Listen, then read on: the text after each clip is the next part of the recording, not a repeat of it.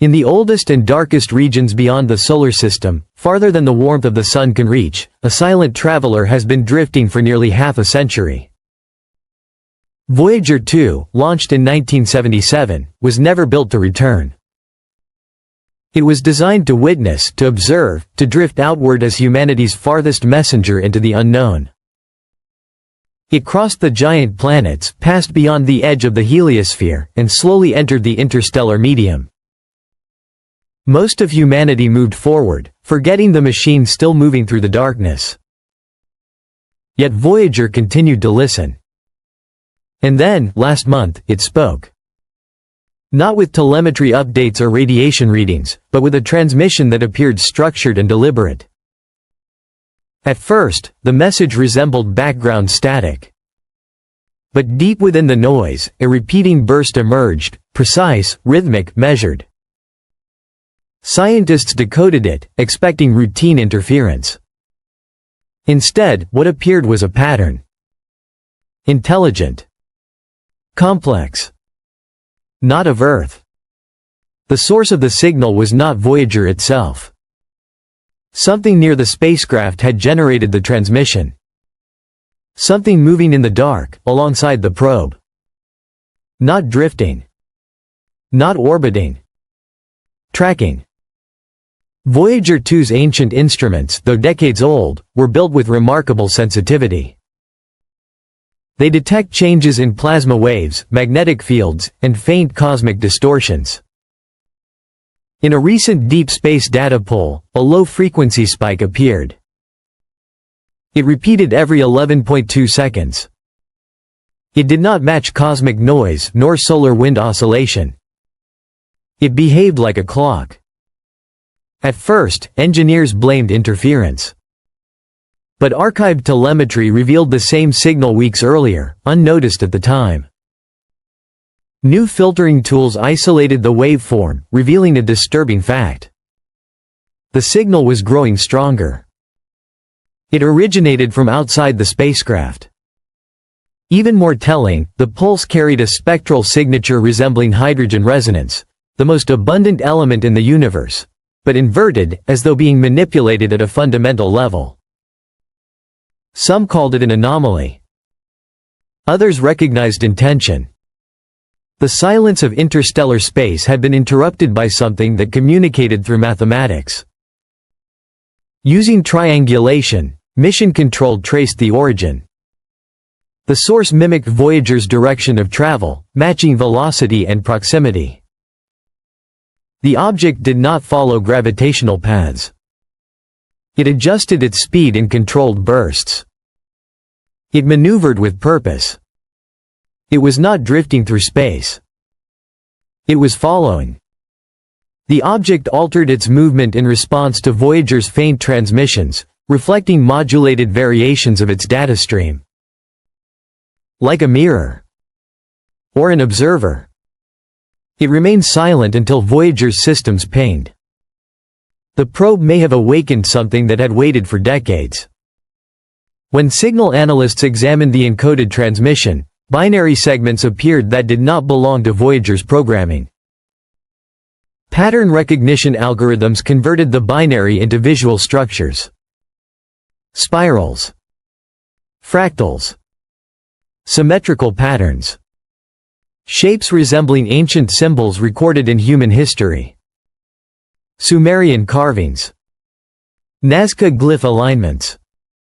Geometric motifs older than writing itself.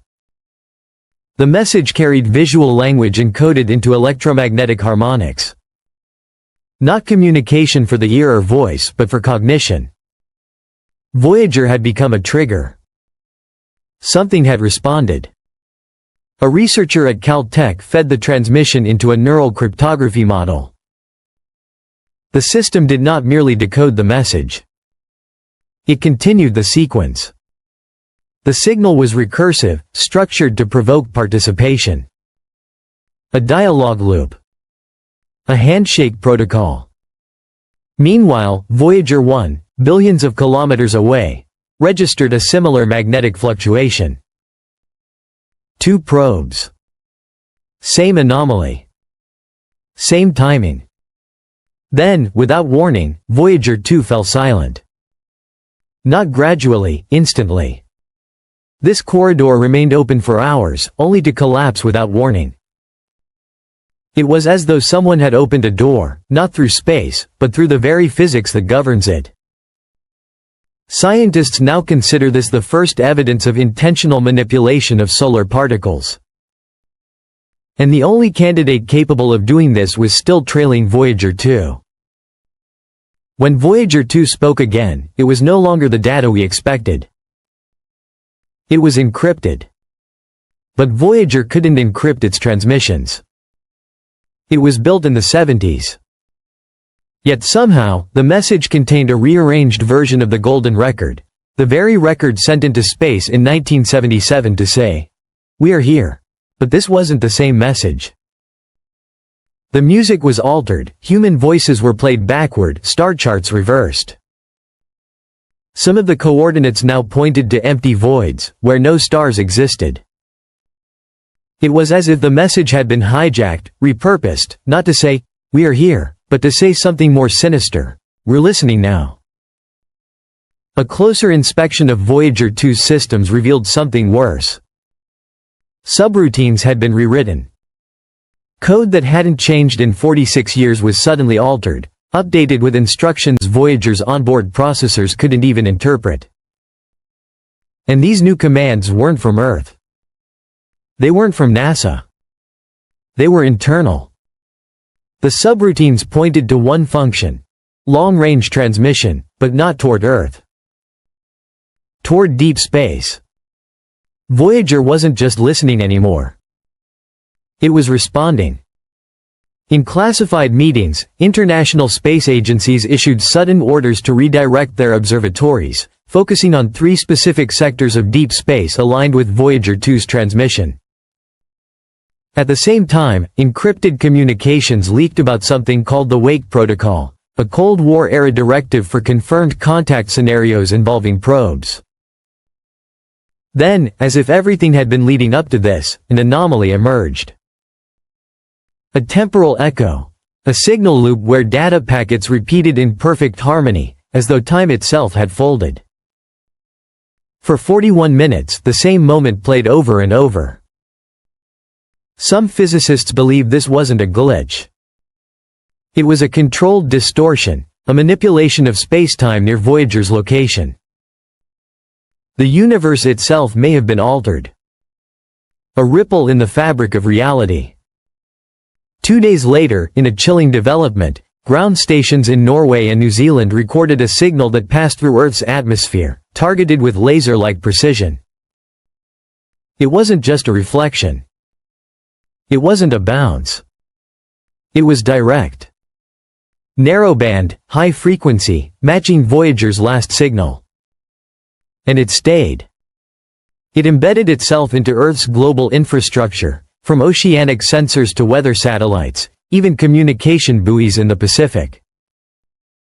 This signal wasn't just passing through. It was here. And no one knows what it's doing. In the weeks that followed, a team of independent astronomers in Brazil uncovered something unexpected. An object, never before catalogued, trailing Voyager 2. It had been in deep space since at least 1981. Echoed Zero, they named it. Silent. Slow. Dark. And following Voyager with intent. Then came the James Webb Space Telescope's secret redirection. It found not a single object, but a cluster of reflective masses, moving together, not orbiting, but drifting as if responding to some unseen current. It was more than just Voyager being watched. It was Earth.